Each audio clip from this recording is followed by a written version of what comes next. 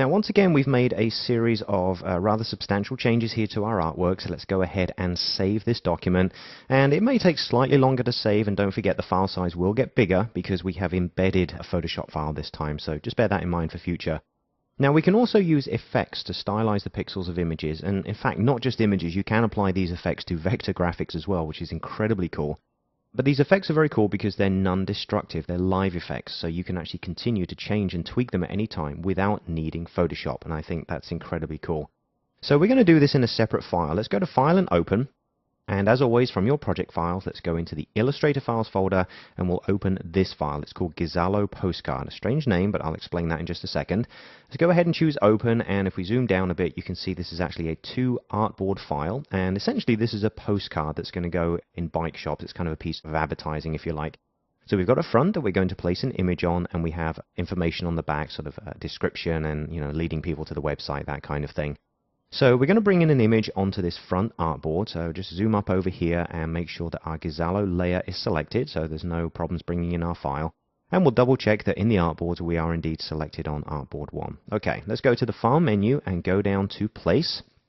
And then in the project files, go across to your images and bring in this file, gizalo.tiff. Alright, choose Place and making sure, I don't know if you noticed, but in the lower left hand side of the dialog, the link button was turned on, okay?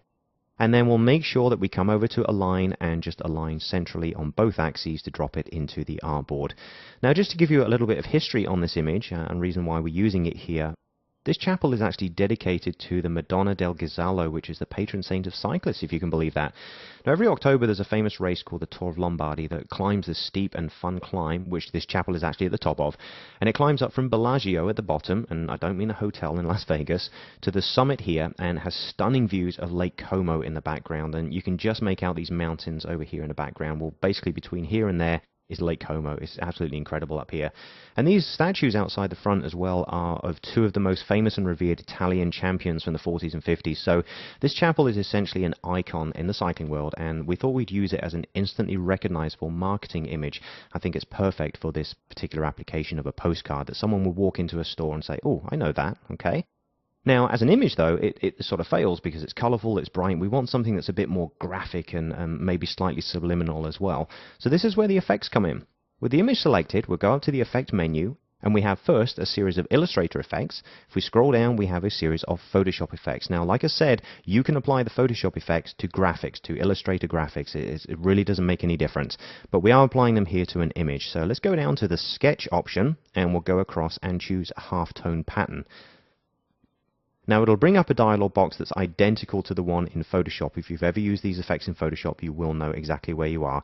And you can see we can choose any of these effects and apply it to that image in the background. Oh, that's a really nice one, actually. I very much like that. Anyway, let's stick where we were going. Let's go with the halftone pattern, and we can always zoom down here using our standard keyboard shortcut so we can see what we're doing. And we'll come up here into the options on the top right and go ahead and change a couple of things. Let's increase the size of the dot to 2, I think. All right, we've got different pattern types here as well. You can always play around with different settings. That's kind of cool.